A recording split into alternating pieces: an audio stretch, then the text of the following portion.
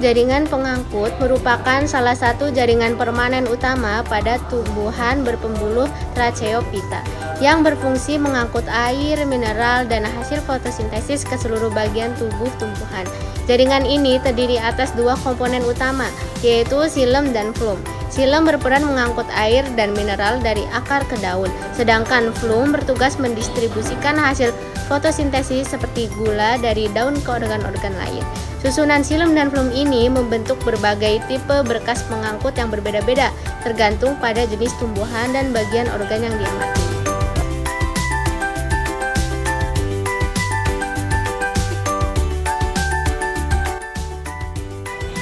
Tipe kolateral merupakan jaringan pengangkut yang letak xilem dan floemnya itu berdampingan. Pada bagian luar terdapat floem dan pada bagian dalam terdapat xilem. Ada dua jenis tipe kolateral. Yang pertama itu kolateral terbuka, yang dimana xilem dan floemnya itu terdapat kambium. Dan yang kedua itu ada kolateral tertutup, yang dimana xilem dan floemnya itu tidak terdapat kambium. Pada tumbuhan dikotil itu termasuk tipe kolateral terbuka, yang dimana xilem dan floemnya itu dipisahkan oleh kambium.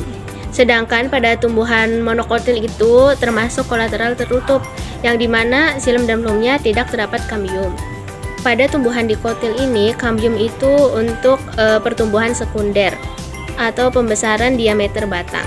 Sedangkan pada tumbuhan monokotil itu kambiumnya tidak ada pertumbuhan sekunder.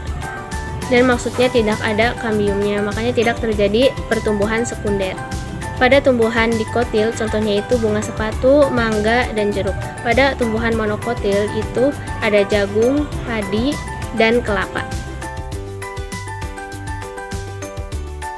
Selanjutnya adalah tipe bikolateral. Tipe bikolateral merupakan salah satu jenis susunan jaringan pengangkut pada tumbuhan, khususnya di batang. Pada tipe ini, jaringan floem atau jaringan yang mengangkut hasil fotosintesis terdapat di dua sisi jaringan xilem, jaringan yang mengangkut air dan mineral, yaitu di bagian luar dan dalam xilem.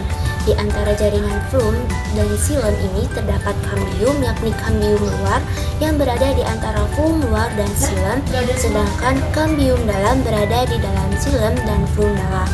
Adapun urutan lapisan dari arah luar ke dalam ada floem luar, kambium luar, xilem, kambium dalam, dan floem dalam. Selanjutnya, susunan ini memungkinkan pertumbuhan sekunder yang lebih kompleks. Tipe bikolateral umumnya ditemukan pada tumbuhan dari famili Solanaceae seperti tomat, terong, dan kentang.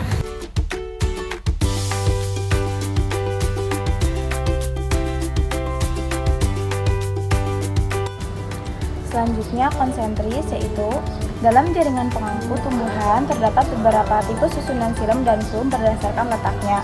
Salah satunya adalah tipe konsentris, yaitu susunan di mana salah satu jaringan xilem atau floemnya itu dikelilingi sepenuhnya oleh jaringan lainnya. Tipe ini juga umumnya dijumpai pada tumbuhan monokotil dan beberapa jenis tumbuhan paku. Yang pertama ada konsentris amfibasal. Tipe konsentris amfibasal ini merupakan susunan di mana xilem berada di bagian tengah, sedangkan floem mengelilinginya. Floem membentuk cincin di sekitar xilem. Susunan ini banyak ditemukan pada tumbuhan monokotil seperti rumput-rumputan dan beberapa jenis paku. Walaupun susunannya khas, fungsinya tetap sama, yaitu xilem mengangkut air dan mineral dari akar ke daun, sedangkan fungsi floem mengangkut hasil fotosintesis dari daun ke seluruh bagian tumbuhan. Lalu yang kedua itu ada konsentris amfikribal. Nah, konsentris amfikribal ini merupakan kebalikan dari konsentris amfibasal. Dalam tipe ini, floem berada di tengah dan dikelilingi oleh xilem. Tipe susunan ini lebih jarang ditemukan dan biasanya hanya terdapat pada beberapa spesies tumbuhan paku. Fungsi utamanya tetap sama, yakni mengangkut air mineral serta hasil fotosintesis. Tipe berkas pengangkut radial adalah susunan jaringan pengangkut pada tumbuhan di mana xilem dan floem bersusun bergantian mengikuti arah jari-jari lingkaran. Dengan kata lain, posisi xilem dan floem tidak berdampingan melainkan terletak secara berselang-seling dari pusat ke arah luar. Susunan ini umumnya ditemukan pada akar tumbuhan monokotil dan akar primer tumbuhan dikotil. Ciri-ciri utama tipe berkas pengangkut radial ialah silem dan flum tersusun bergantian menurut arah jari-jari lingkaran. Umumnya terdapat pada organ akar, bukan batang. Berbeda dengan tipe kolateral ialah silem dan flum berdampingan, dan tipe konsentris ialah salah satu jaringan mengelilingi jaringan lainnya. Contoh tumbuhan yang memiliki tipe berkas pengangkut radial adalah jagung, padi, dan kelapa yang semuanya termasuk dalam kelompok tumbuhan monokotil. Kesimpulannya adalah tipe berkas pengangkut pada tumbuhan merupakan susunan jaringan silem dan flum yang berperan penting dalam proses transportasi air, mineral, dan hasil fotosintesis. Terdapat beberapa tipe utama yaitu kolateral, dikolateral, radial, dan konsentris yang masing-masing memiliki perbedaan dalam posisi dan susunan jaringannya.